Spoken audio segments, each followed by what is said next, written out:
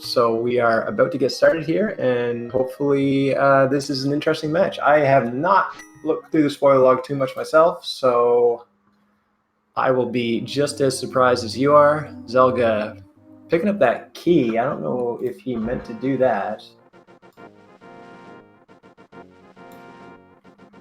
Maybe he did, actually. As we see, both runners making their way towards Kakariko. So in a spoiler log seed, the early game routing is really amongst the most important. What these runners are going to do is try to collect maybe their Dark World items, as well as trying to find some bombs and rupees that they'll need for the seed. As you see Zelga using that tier 1 triple to get 8 bombs, as you see Tam heading into Blind's hut without the bombs. The other thing you'll notice is that the runners will only open the chests that they absolutely need because they have a spoiler log. They know where all the items are. They had 15 minutes before this race started to plan out exactly what they want to do. And so they're going to waste as little time as possible doing anything that is unnecessary. As you see, this is one small divergence with Tam grabbing their bombs in the well, whereas Zelga using the triple, and you saw Zelga grabbing those 2 pieces of heart. So it appears to me that Zelga has routed in 4 pieces of heart throughout this seed somewhere. If you have those close by, it can be a good way to get a little bit of extra safety that doesn't cost too much time if you're going into a bunch of rooms with pieces of heart anyway.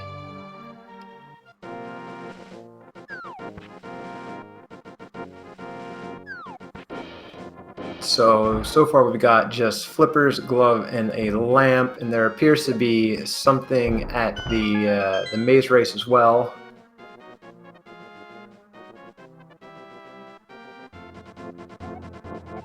So let's see what Tam's going to grab here. I see Zelga going into the tavern, getting his moon pearl.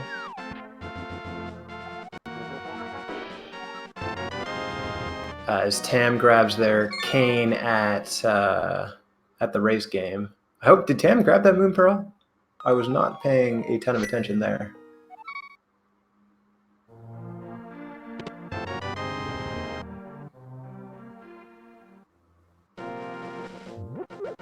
And so these spoiler log seeds, they can be a little bit chaotic and pretty difficult as well. You're going to see these runners have to execute a lot of dungeons with much less equipment than you would see in a normal randomizer. That is because, as I said before, they're only going to be grabbing the items that they absolutely need.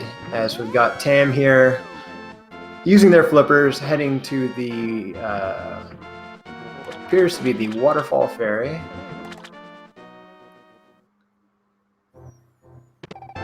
So we got half magic and boost. That is a very kind waterfall fairy right there. Having that half magic routed in with a item that you're going to pick up anyway is always extremely convenient. And one thing that you'll see a lot in these seeds is that runners will route in the boots pretty much as fast as possible. So they'll kind of make a straight line to some of their movement items like boots or flute, and then equip themselves a little bit, and that's when they'll start clearing out necessary dungeons. And so they both grab that key, so I'm assuming there's an item Dark Cross, and that's what Zelga is going for here.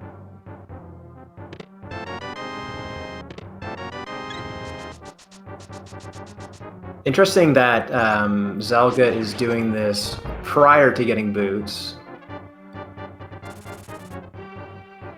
whereas Tam went and got a seemingly pretty free pair of boots before making their way into the back of Escape. Like, not only do they save bombs, as we get a Book of Medora here in the back of Escape, so that could be required for multiple different things. Could be your Desert Palace access, could be an item on one of the tablets as well. Now, I'm assuming Zelga is going to be making their way to the Waterfall Ferry right now to get their half magic and their boots as well. And so we should be seeing something new from Tam here, as they appear to be taking that book and making their way to Desert Palace. Perhaps with a stop at this floodgate chest here. If this is where they're going, I'm assuming they would have done this as they routed in the waterfall ferry. So we got a cane of Burna in the floodgate chest there. That could be a required item or a safety item. It really depends on whether or not there is a required item in Spike Cave.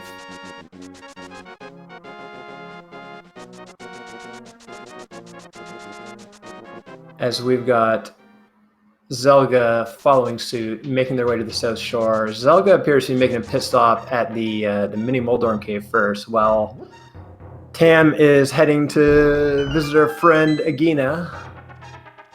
So let's see what Agina's got here. Just rupees. That's a bit out of the way just to pick up rupees. I'm a little interested to see what they're planning on doing with that. In the mini Moldorm cave, Zelga's getting some bombs, an ice rod that is required. So this is just kind of perhaps just the best time to do that. Routing in something like an ice rod in mini Moldorm cave can really be done at many different points in the run. So you're in the vicinity, you might as well grab it now. Plus, he got a few bombs out of the deal as well. As we've got Tam heading into Desert Palace.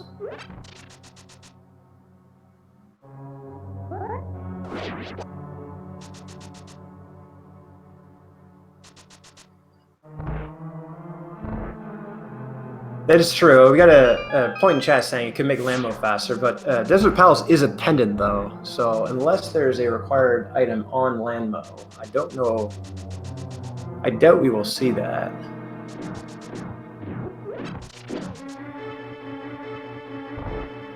So we got Tam just grabbing the small key and heading to the right side. Now we're grabbing the big key and heading back to the left side.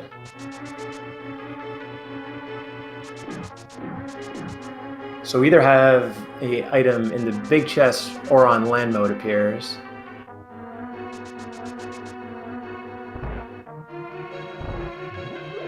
I would guess this is potentially for our Dark World access. So we see, yes, a pair of mitts. So like I said before, I did not see if Tam got the Moon Pearl or not. If they forgot that, it's really not a big deal because they're going to have to go back to the village, I would assume, to get in the Dark World anyway.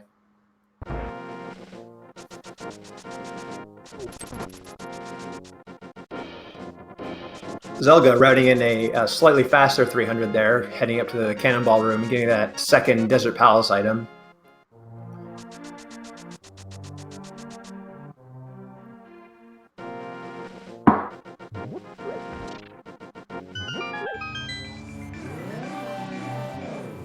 Yep, Tam definitely forgot to pick up that Moon Pearl. That is a rude way to find that out. Not too big of a deal. It is a relatively small time loss, just a dash back to Kakariko. But when you're against a runner like Zelga, mistakes like that are things you really got to try to avoid. Kind of the hardest part when you do something like that in a spoiler log seed is not letting it kind of dumpster the next 5 things you do. It's easy to get pretty tilted in this situation, but you've got a pretty long seed ahead of you, so you kind of just want to calm down and keep pushing forward. As we got a little bit more route divergence here with Zelga heading into the basement of Hyrule Castle.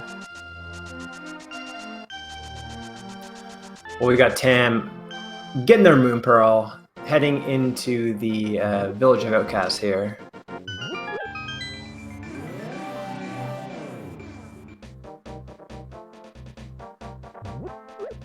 So it looks like they are making their way towards East Dark World, potentially. This is interesting. Yeah, so I mean, this isn't logic, obviously, with the Mitts, Moon Pearl, and Flippers. This could be a catfish play. It could be a pod play. So we got Zelda heading into this boomerang chest and grabbing the bow.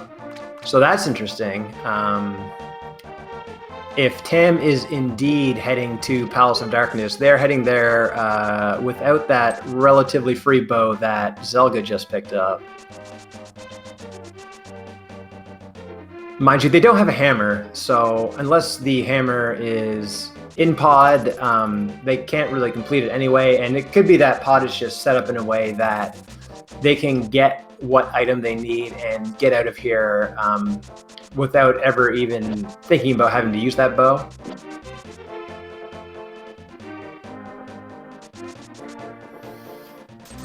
As we got Zelda following fairly closely behind. Ooh, Tam getting picked off by that Ropa there.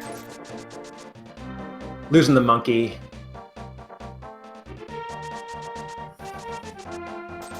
Looks like they are back on track. Zelga's saying in chat that he should have got that bow later, so I will take his word for it that Tam is making the right play here.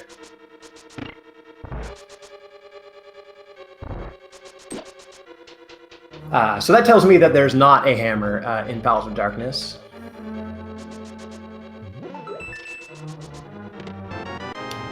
So we just have a hook shot in the first chest here. And it looks like Tam is getting out of there right away.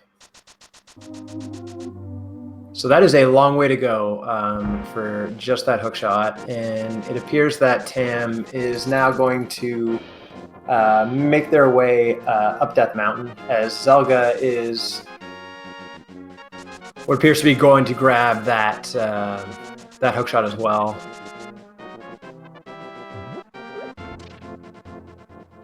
And so kind of with what Zelga said in chat there is one of the things that can get you about a spoiler log seed. You can just be like, oh, I'm going to pod. Oh, there's a bow I can get. I should get that before I go to pod. And then you only have 15 minutes, so you don't always think past that and that, like, should I get that bow before going to pod? I'm sure it's only going to be a marginal difference in this case. But it kind of shows how having only that 15 minutes to plan out an entire, what could be up to an hour-long seed, can be a little tight.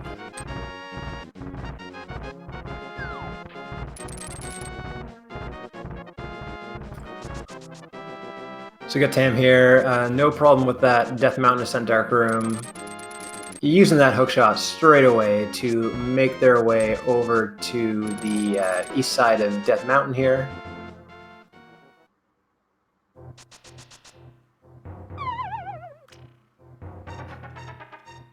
So Tam heading to Paradox Cave. Apparently there is nothing in the 2-chest cave in Paradox Cave, heading straight into the 5-chest cave here.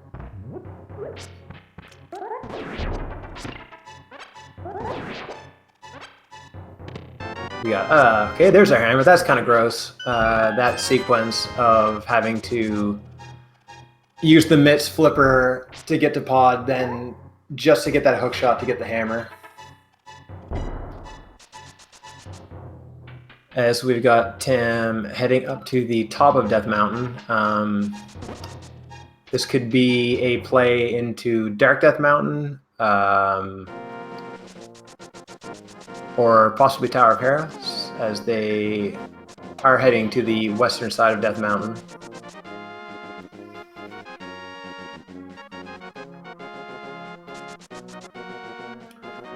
Yeah, it looks like we are heading into Tower of Hera. So Tower of Hera, in spoiler in particular, is a dungeon you really want to save to the end, unless there's a required item in it. And given that Tam's going to the basement, I'm assuming for sure they know how to Hera pod, so I would guess that there is a required item down here.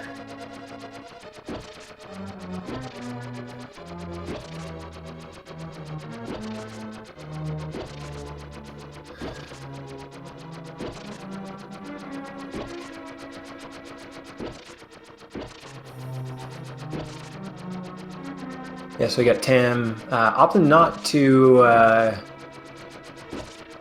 use that cane to get a little coffee break here, but still not having too much trouble with those tiles. Also notice they are not setting up a death warp, and they do not have the mirror. So I'm curious to see what's in this chest. Here's the big key.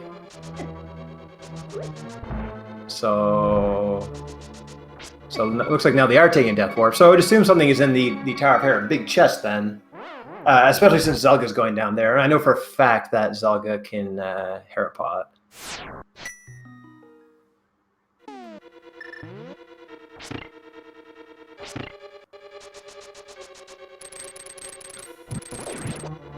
Yes, Shady Force is saying shout out to those double speed heartbeats, or heart beeps, excuse me.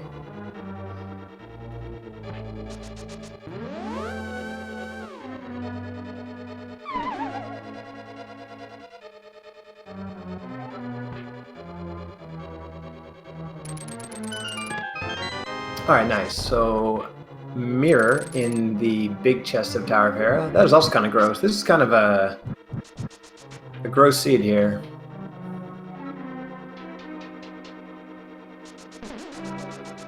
So we got Tam heading into the Moldorm fight. They do have a hammer, so this should be no problem for them. Just 3 quick whacks with the hammer here. Should take down this boss.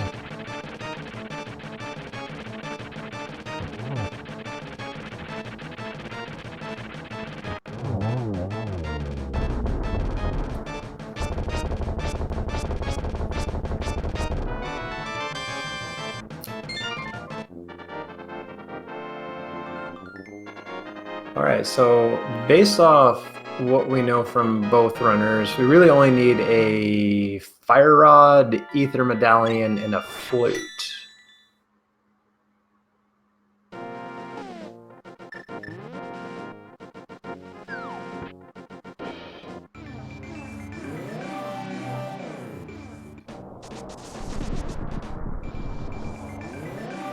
Ooh, Zelga getting bounced by that spark there.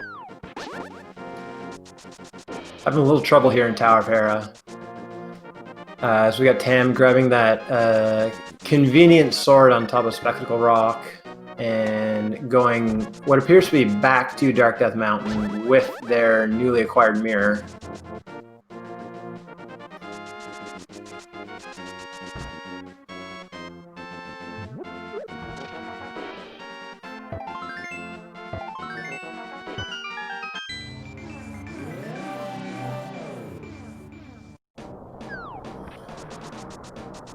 So we got Zelga entering into his own Moldorm fight. Really nicely done there. As we have Tam heading into Super Bunny Cave. So not really very much route divergence between our runners so far. This seed was pretty linear given that sequence to get to the hammer. You're going to have to go up Death Mountain anyway, as we see a flute and a fairly convenient heart container here in Super Bunny Cave. It's always nice when those heart containers are right next to an item that you need. So Tam heading back to the west in the Dark World side. I'm guessing this is a Spike Cave play, especially given that they picked up that Cane of Burna at the Floodgate chest a while ago, and they both went a little bit out of their way to grab that, so that makes perfect sense here.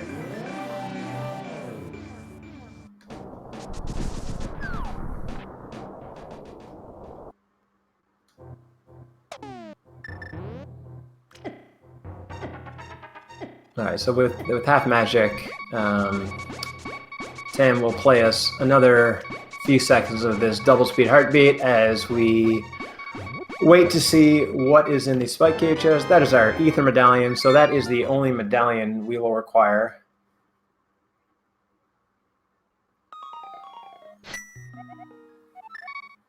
So other than that that Moon Pearl mishap, Tam is doing a very good job, in my opinion, of routing this seed.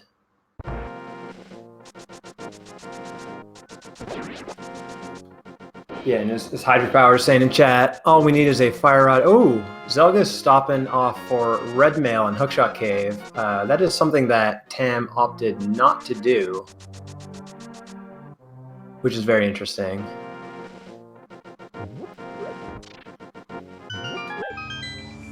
That is like a fairly free Red Mail. That kind of tells me that Tam might be feeling a little behind. I don't know if they're watching the stream or not, but they know they're up against somebody very good, and they've already made one mistake. So they might be changing their strategy a little bit to really try to redline it and just check as few things as possible to try and gain like a slight time advantage if Zelga's going to do things like grab this red mail.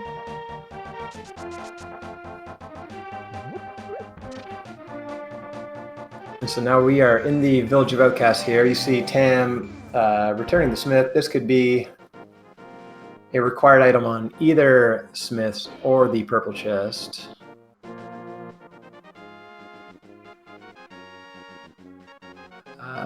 It looks like it's the purple chest.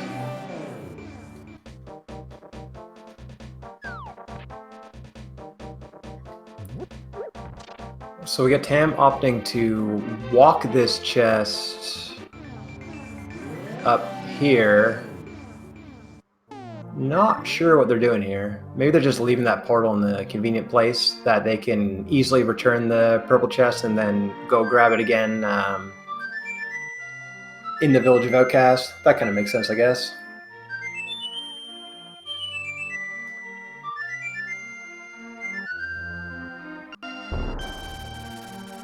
So we've got quite the sync here with both runners activating their flute at once. The only difference is that Zelga has grabbed the bow out of the Hyrule Castle Boomerang chest and got that red mail, while Tam has taken the time to go grab the purple chest. So Zelga is probably ahead by a little bit, but it's still extremely close. And so there's our fire rod. So that will be go mode for Zelga when he grabs that. That is also true, yes. Tam has to grab the ice rod out of Mini Moldorm Cave as well.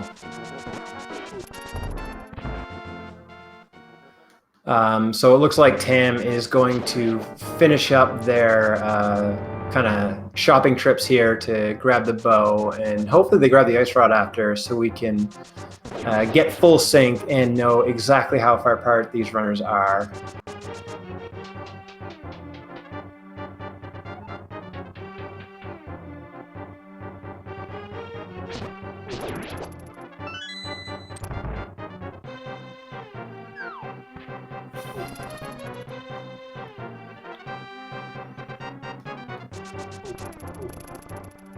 All right, so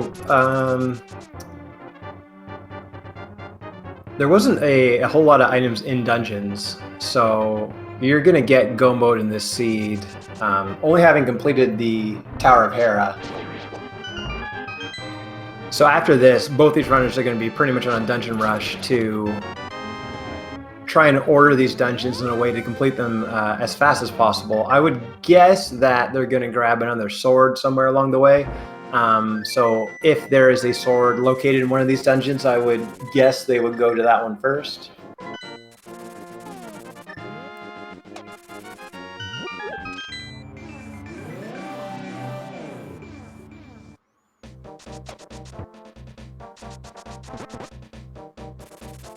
Alright, so we got Tam heading back to Pod, while Zelga's going back into his portal, which tells me that he is headed to Swamp.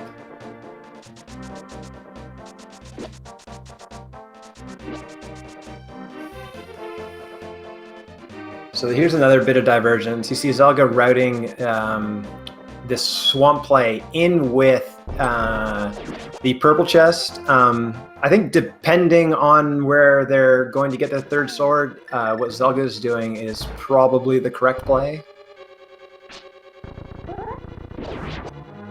But if their third sword is in Pod, I would say it's pretty much a wash.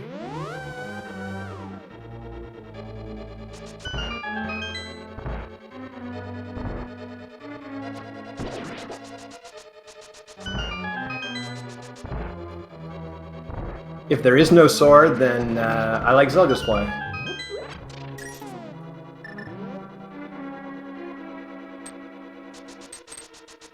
So we got Tam here heading up the both sides. So all they grabbed when they were here the first time was the hook shot, which was in the shooter room. So they're going to have to go up the both side regardless.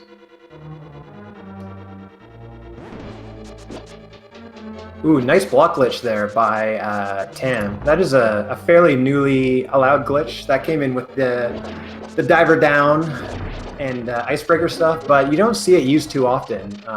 Having the presence of mind to pull that out in this situation is pretty impressive.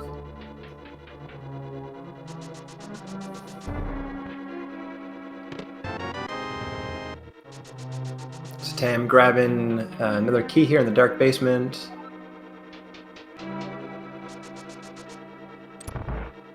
Heading into the harmless hallway here to trade a small key for another small key. And then heading back out. I guess that makes sense.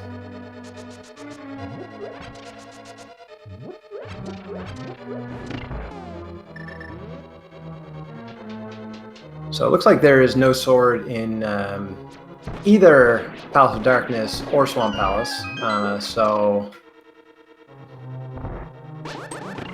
that tells me that the next sword that they're going to get is probably in either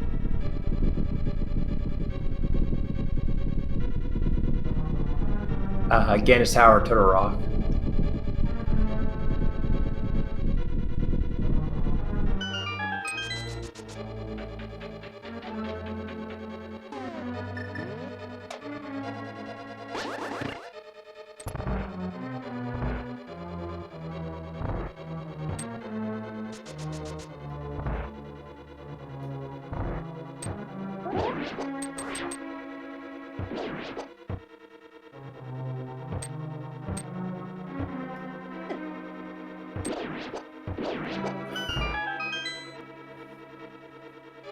So I'll go with a nice Argus fight there. Getting his second crystal of the game. Ooh, Tam did not grab the big key. I was kind of paying attention to Zelga, and I wasn't sure if I saw a big key grab on Tam's side.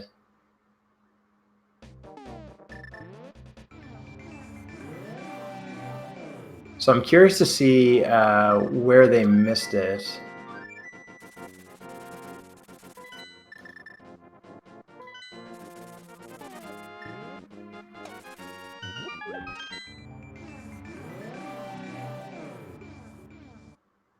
So that is two kind of fairly significant writing mistakes on Tam's side. Kind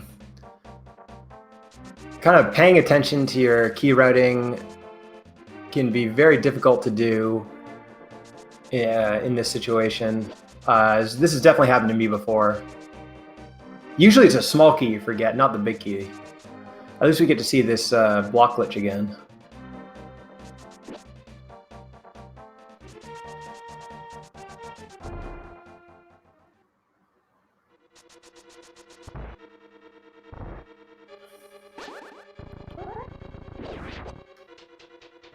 So it was in the compass chest here.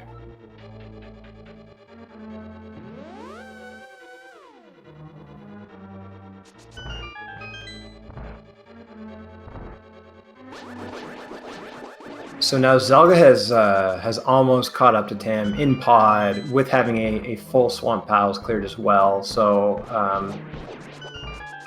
I would say Zelda has a fairly large lead at this point.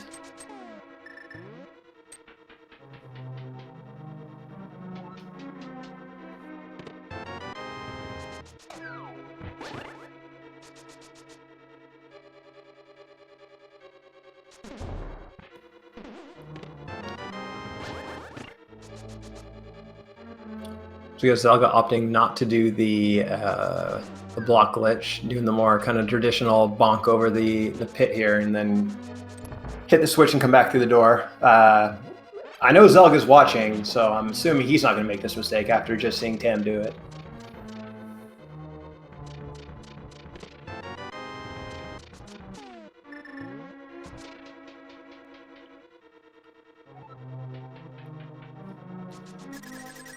All right, so we got Tam here heading into their Helmasorp fight. Blue male, 5 hearts. Should not be much of a problem. If it really comes down to it, you can whip out that cane.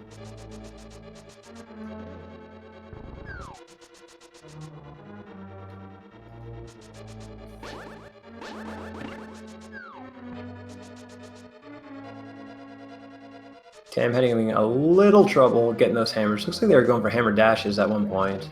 Now just opting to slash the gem with the Master Sword.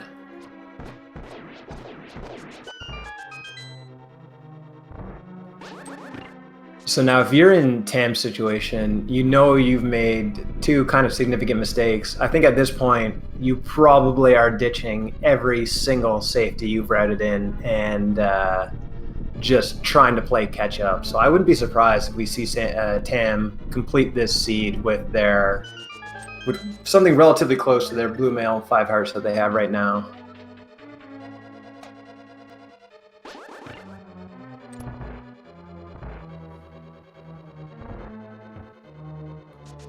As we see the kind of dungeon rush continue here.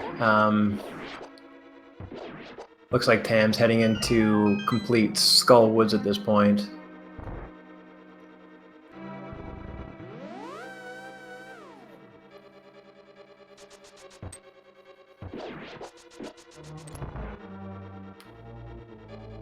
So yeah, like I was saying before,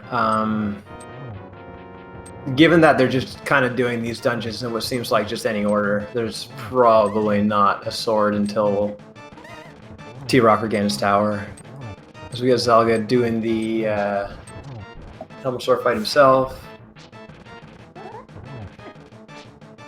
He's also having a little bit of trouble with the hammers. Gets 3 nice ones at the end there. That was relatively clean.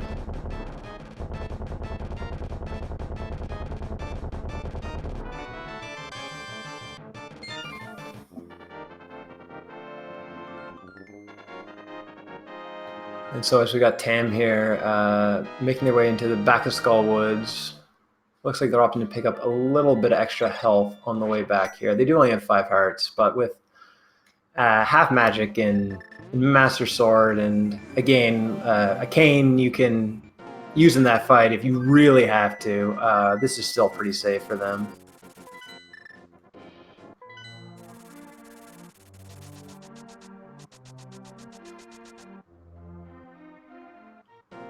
So we got Zelda kind of following behind here, making their way into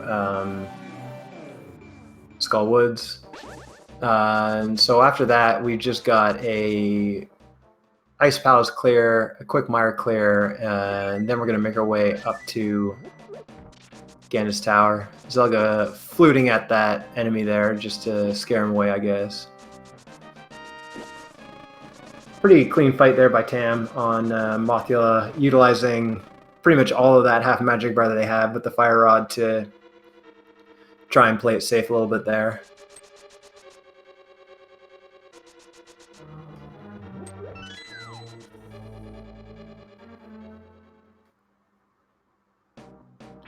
Having Master Sword this late into the game can be a little bit more tricky. There's not a lot of people that have practiced the low percent strats for a lot of these endgame bosses. Like in the NMG run, you have Temper Sword for all of the bosses that they have left to fight. So sometimes you see runners kind of winging a little bit in some of these Master Sword strats. There's not a whole lot of people that have done the low percent speed run of this game.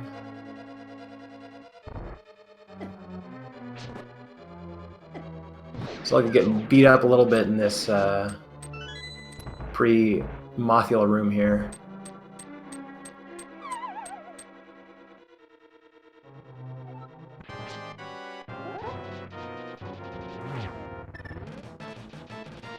There you go. Zelda opting for the, I think what is like the optimal strat on Mothula here, which is using the hammer. That was very well done.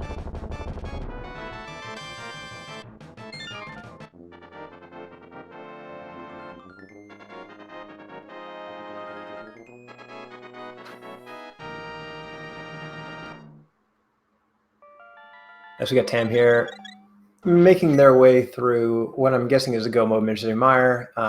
So here you just gotta get to the big key as fast as possible, and the big key can be in some pretty bad places in this dungeon, but a go mode Mire is pretty quick. Well, we got Zelga here opting for Ice Palace first instead of Mire. Like I was saying before, the order of these dungeons is pretty irrelevant. Unless there's an item you need somewhere, the order you do them in really makes very little difference. Ooh, we got setting up another block glitch here on Tam's side. Or no, this is the dash through. I don't even know what that's called.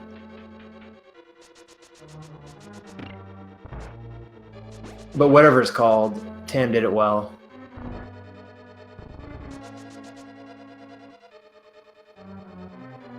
Door state extension. Thank you, Hydropower. Saving my life over here.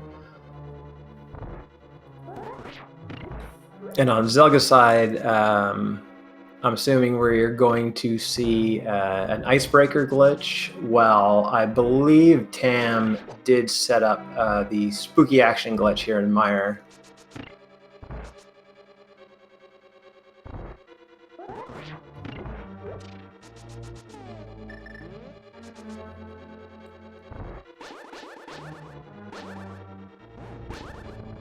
Pretty smooth icebreaker there by Zelga. So you got Tam. You see Tam fire routing that spike enemy there to hit the switch. Now what they're going to do is shoot another one at that anti-fairy, which is going to hit a switch in the next room, which will allow them to exit that room. Using the sword beam strat there, good adjustment by them to use the sword beam and opt to not fire on the torch. They're heading into a serverless Master Sword Vitreous fight, so I'm assuming they're going to use the cane on this fight, and that will allow them to save a little bit more magic. Some really smart heads-up plays here by Tam, execution-wise for sure.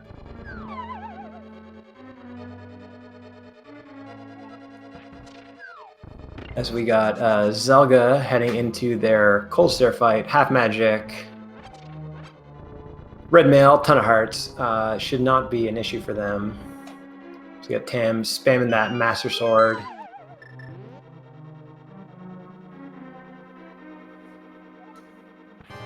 On Vitreous here, just gotta wait out that lightning cycle and 8 arrows to the eye.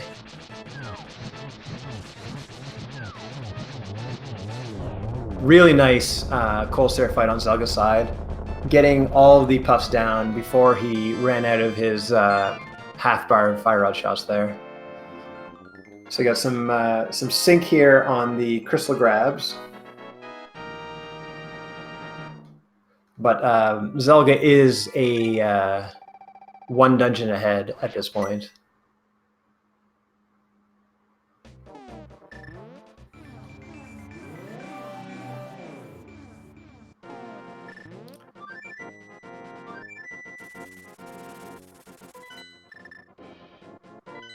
So it looks like Tam is opting to do the Swamp Palace into Ice Rod at Mini Moldorm Cave, then into Ice Palace. I like this. I think this kind of makes up for the difference in the what Zelga did, which was routing the purple chest into Swamp Palace when the purple chest had the fire rod. So just kind of a way to show two different ways of doing something that are, I mean, really marginally different.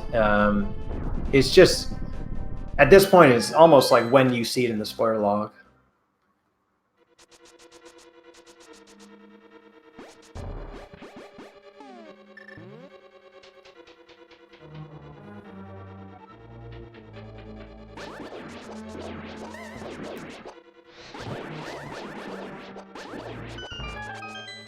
Nice, nice Mire 2 there by Zelga.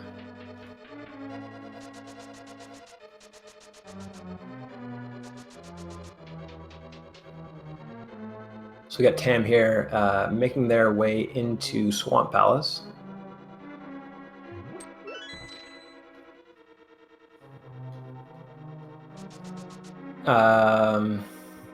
So yeah. we're just going to have kind of trading dungeons here. And then I guess after Mr. Mario, Zelda's going to make their way to Turtle Rock.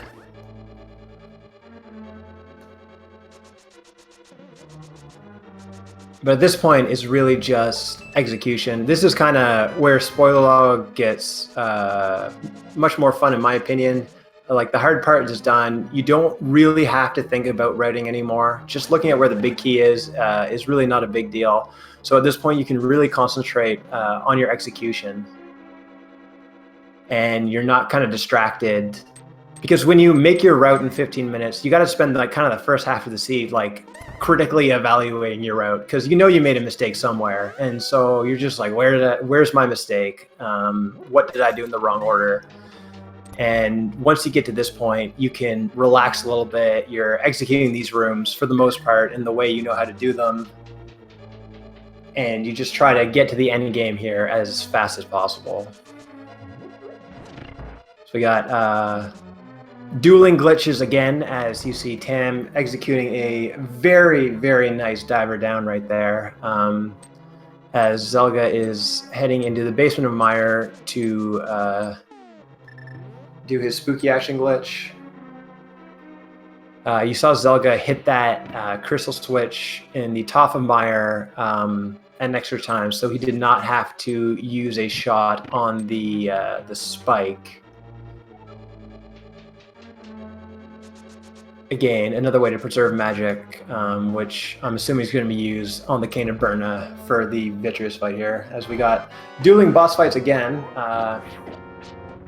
Turns out doing a Go Mode Mire and doing a Go Mode Swamp are almost the exact same time.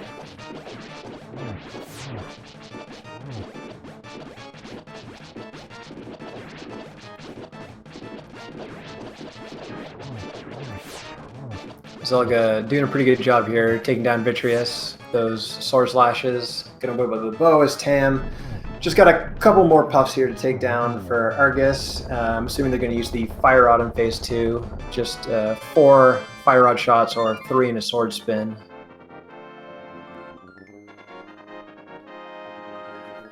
Still has a 2 cycle, but that's pretty acceptable with Master Sword on Argus there.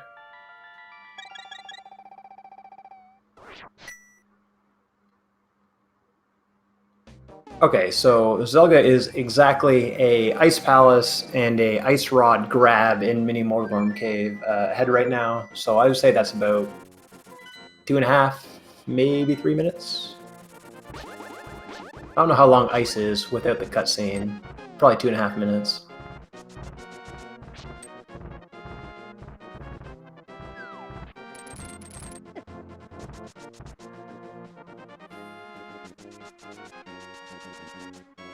Now, T-Rock is another dungeon that can be very challenging with this low equipment set, although Zelda does have red mail, so even the chomps aren't going to do a ton of damage to him. And with half magic, the Trinex fight, which can get a little out of hand if you're using the hammer, you're really not in a whole lot of danger there.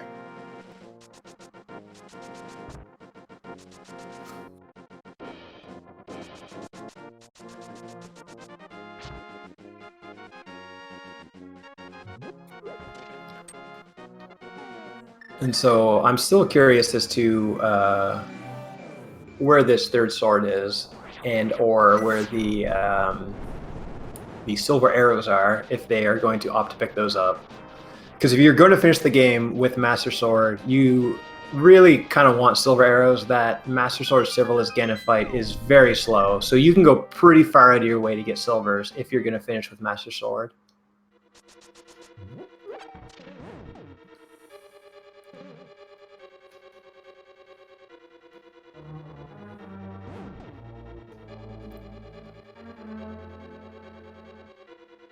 So the key layout of Turtle Rock can be a little bit tricky, but I'm sure these runners are well equipped to handle whatever Turtle Rock will give them.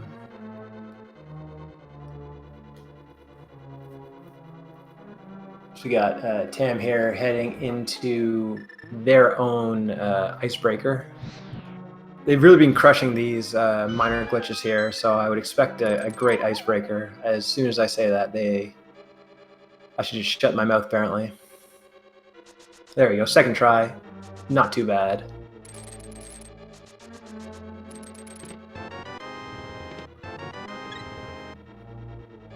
So I got opted not to use the cane in this roller room here. Still gets out fairly unscathed.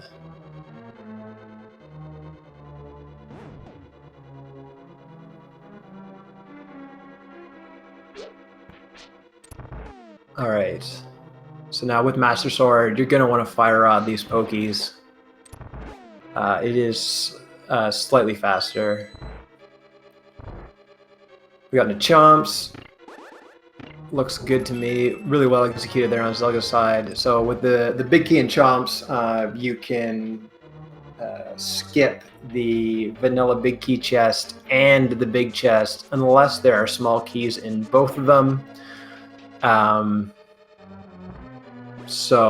But like I said, these runners have the spoiler log, so they know what's in these chests, so they're going to make the correct decision regardless.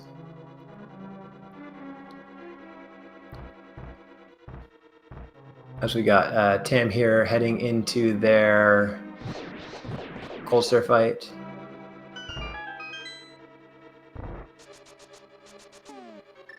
So Zelda is going to opt here to go to the big chest over stealing the Poke Key, as Tam has a very nice cold stare fight there, getting through it without having to use his sword after the fire rod. I've never really thought about doing what Zelga's doing, but this might be faster than grabbing the Poke Key.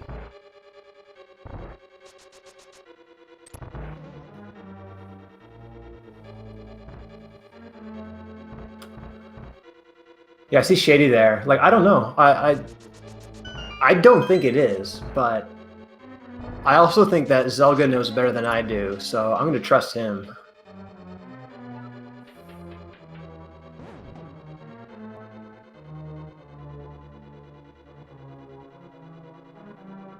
And so we got Tam heading up the mountain here. So our renders are finally synced up. Having all of the same equipment and all of the same dungeons completed. So Zelda is exactly how far into Turtle Rock ahead that he is of Tam, ahead in the race.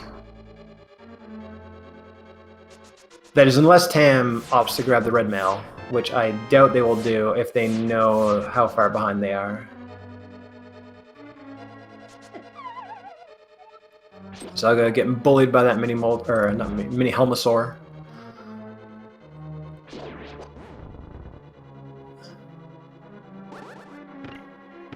So Zelda going to go into this Trinex fight with 3.5 hearts. Probably going to do hammer strats, I would guess. With red mail, he can still take 2 hits. If you know what to do on Trinex with the hammer, this is really not that difficult to fight. We'll see if he goes for front or back door. Looks like we're doing front door hammer. I think he thought about back door with that dash, but I think he was a little bit too far to the right when he started the dash, so he kind of opted out. Now just spamming that fire rod into the ice head. Just 1 or 2 more hammer whacks here, he's going to have it down. Maybe 3 more. There we go.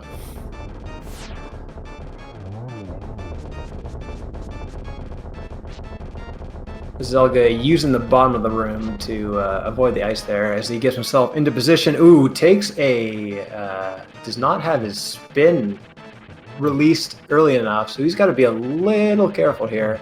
It's a lot... Ooh, takes a death. So this is going to give Tam a chance to catch up a little bit here. It also, I will point out, makes Zelda's key routing a lot better because he would be behind if he stole the Poke Key right now, and he is not because he went to the big chest, so... Like I said before, Zelda knows better than I do.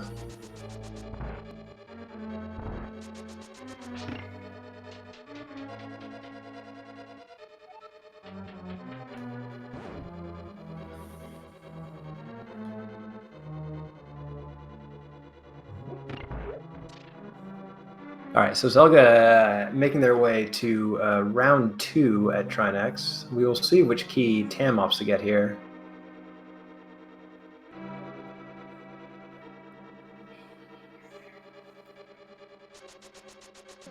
Yeah, like Hydropower is saying here, like anything can happen in these races.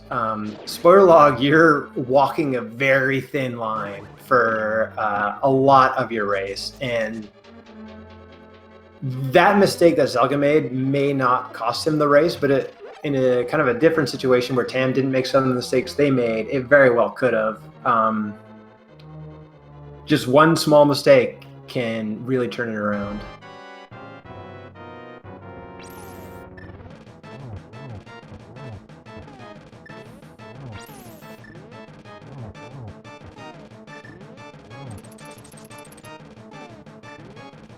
Right, Zelda, ooh, missing a hammer shot there. He's got half magic, so this should still be okay. He might have a thick sheet of ice down at some point in this run, but he still looks pretty safe. Plus, he has more health than he did the first time, so he can take an extra hit from Trinex, given the health that he has.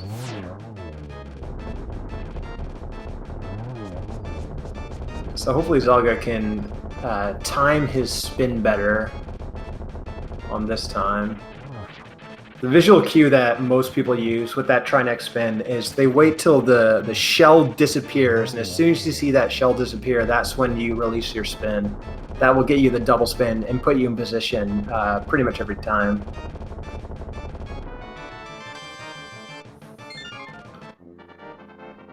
All right, so with that, that is our 7th crystal. There's no GT big key guessing game because this is a spoiler log, but if you want to guess, feel free to do so.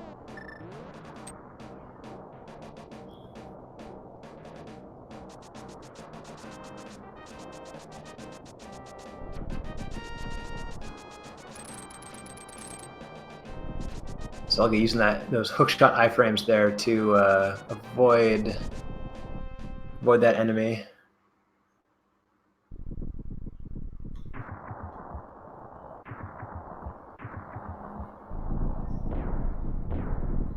The other question is there a sword and or silvers here in Ganon's Tower?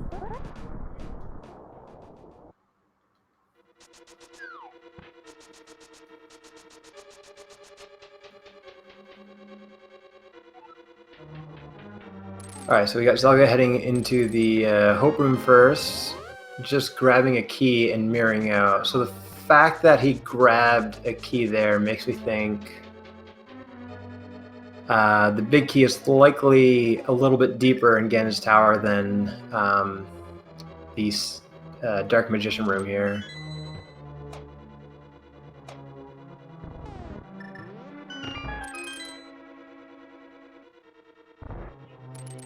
So we got Zelda heading straight to the left side, ignoring the map chest. We got Tam doing their phase 2 of Trinex with the hammer here. Very clean. That was a very well executed Trinex fight on their side.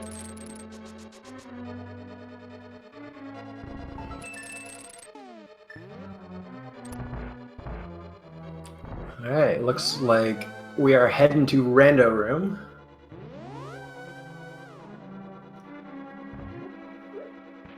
To answer the question in chat, for Ice Armors, it is faster to go to the left side. If the right side was faster, they would use that in the NMG run. But we got a sword, silvers, and a big key in Rando Room. That, how convenient.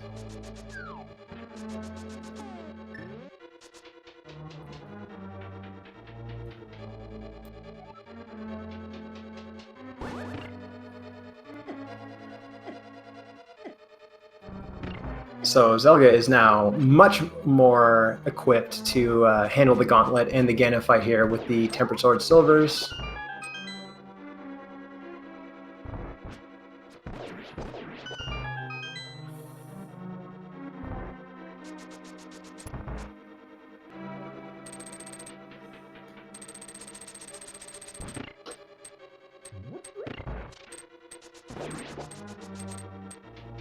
So I'm being told by chat that right side is faster if there is a key in Hope Room. That's interesting.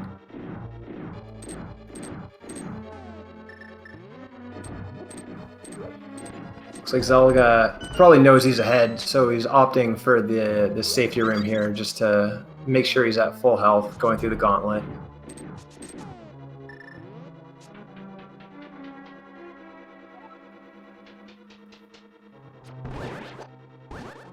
So having the one consequence of this is having sword beams in the gauntlet is really not what you want. But with half magic, like Zelga's doing, you can kind of just spam Fire Rod through a bunch of these rooms and not worry about it too much.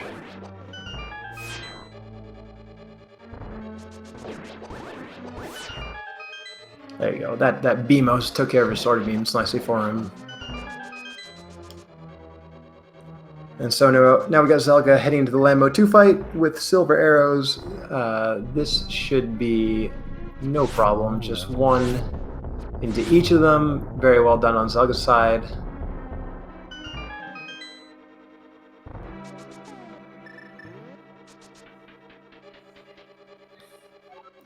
As we got Tam here opting to do the same Genna's Tower routing, which obviously they have to because it's the only way to get to Rando Room.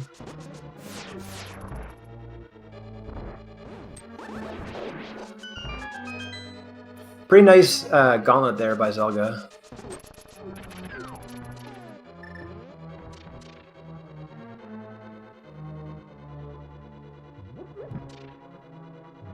So Zelda in what is now my least favorite room in the game, which is again his Tower of Torches.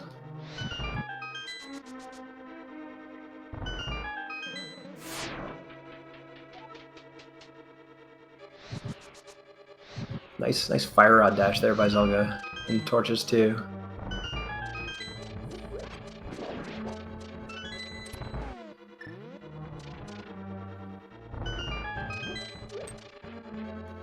And so now on Zelga's side, we just have a quick Moldorm 2 fight, and now it was going to be, I think, a 7-heart red mail half magic Cane of Burner again in fight, which should be pretty safe on Zelga's side.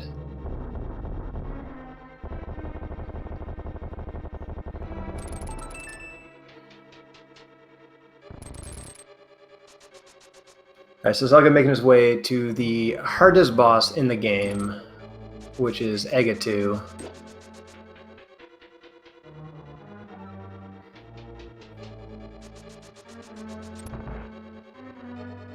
So let's see what kind of patterns. One really interesting thing about Spoiler Log is that if Tam is watching, Tam knows they're going to get the same Egatu pattern as Zelda is. So they can watch what Zelda gets and then plan accordingly. That's going real deep, but it's one thing that a lot of people don't think of. And the other thing is the Ganon fight, right? The place that Ganon's going to warp for the first time is going to be the same for both runners. So so Tam can watch what happens to Zelda and kind of cheat a little bit and know exactly where to go after they do their trident spin.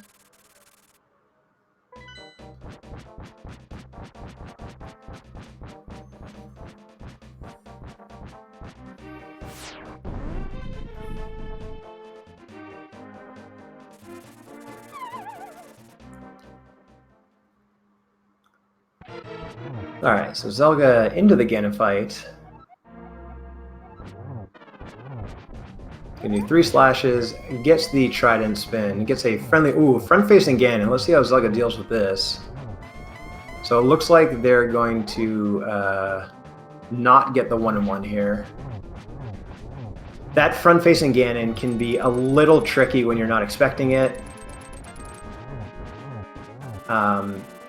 Takes a bit of reaction to get your spin in the correct position and get there. But it looks like you got the 1 cycle on phase 2, which is good.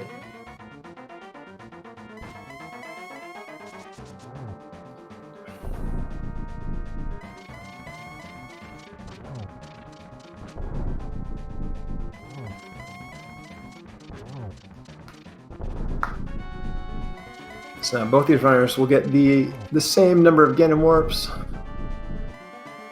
That was a pretty friendly pattern there.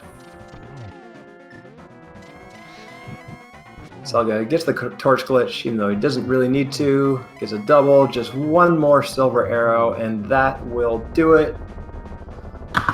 So get your GGs out in chat for Zelgadissan, who is going to win this race. Looks like at the time of around 1:01:11, so I guess that's like a 1:16:11 when you add in the 15-minute spoiler log time. And I will see if I can get Zelda in here to talk about it.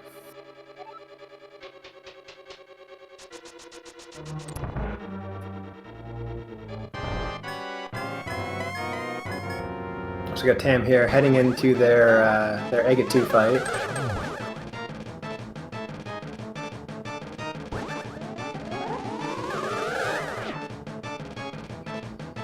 Get a little bit of an unfortunate pattern there with the blue ball on phase 2.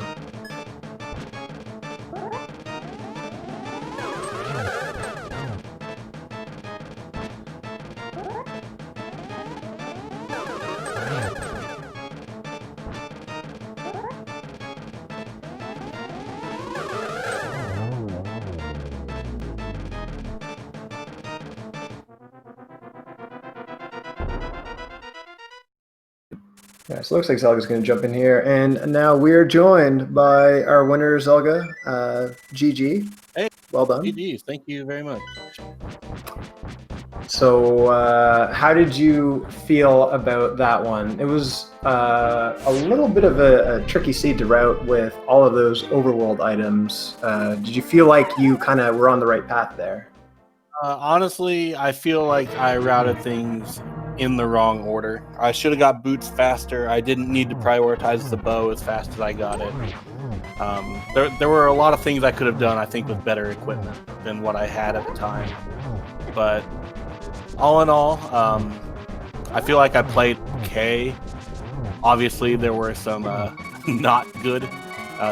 Turtle Rock comes to mind, but overall, you know, things happen in spoiler races. Yeah, that Master Sword Tri-Next fight is always a bit of a pain. Yeah, and I think I would agree with your sentiment a little bit. I think actually some of the decisions that Tam made in the early game in their sequencing were probably a little bit faster than what you did. It's just kind of you both made... Tam made 2 bad mistakes and you made 1 bad mistake, and you won by 1 mistake and maybe a little execution. Yeah, that seems probably about right. Like, I wasn't fully watching. I kind of had it on in the background and peeking like during crystal animation and other downtime. Yeah, and so yeah. Excuse me while I interrupt you here to get your GGs out for Tam, who is going to finish with a time of 1 hour, 4 minutes, and 7 seconds, it appears. So Tam played extremely well. They showed like a lot of really good game knowledge, a lot of really good execution, and so hopefully they will join us for an interview as well. I don't have the race room open, but Tam, if you're listening, feel free to jump in. All right, so Zelga, you are now 3-1 with your only loss to Aerie, which nobody can blame you for losing to Aerie. So how are you feeling about your position in this tournament right now?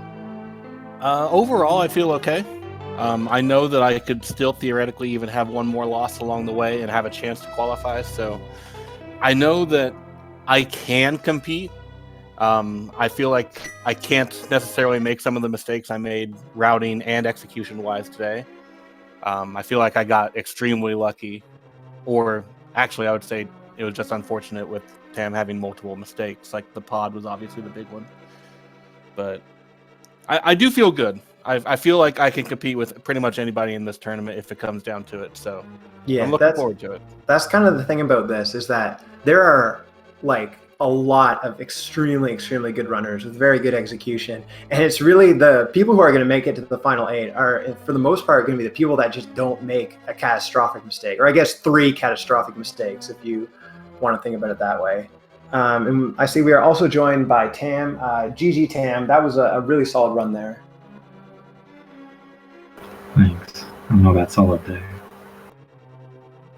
And so like execution wise, you were keeping up very well. You showed like a lot of really good knowledge with some of those door state extension glitches.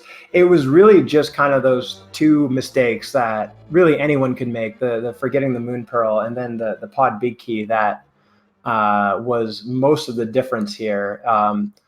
So like, well done for keeping up with a runner like Zelda. And I don't know, I don't think there's much you should feel bad about this run.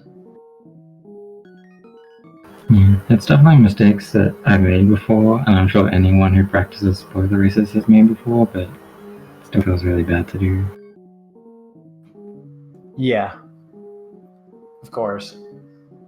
And so that brings you to now 2-2. So you still have a chance to qualify if you win out. And really, in this tournament, having a loss to someone like Zelda, who very well could go 6-1, is really not going to hurt you a whole lot. But you're going to have to win out at this point, probably, to make the top 8.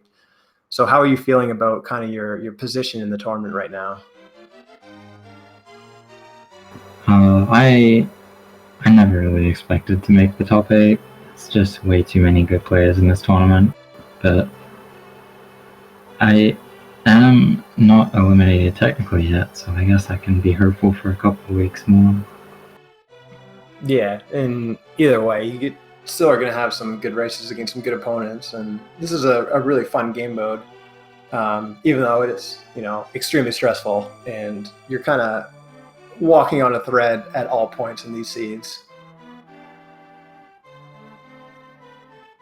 So I guess with that, there's really not a whole lot more I have to say about this seed. Do you guys have anything else you want to add before we wrap this guy up? I would just say GG's to Tam again. This is a very interesting race, both in kind of the routing and the execution parts of it. And thank you, Matt, for doing the commentary, and also the tracking, the restream. Also really appreciate. Definitely shout out to tracker Adalor. Always awesome to kind of be showcased like this on the restreams. GG, Zelda. All right, so thank you to you both for putting on such a great show for us. With that, I think we are going to sign off. I don't know if we have any other matches. Let me check quickly here.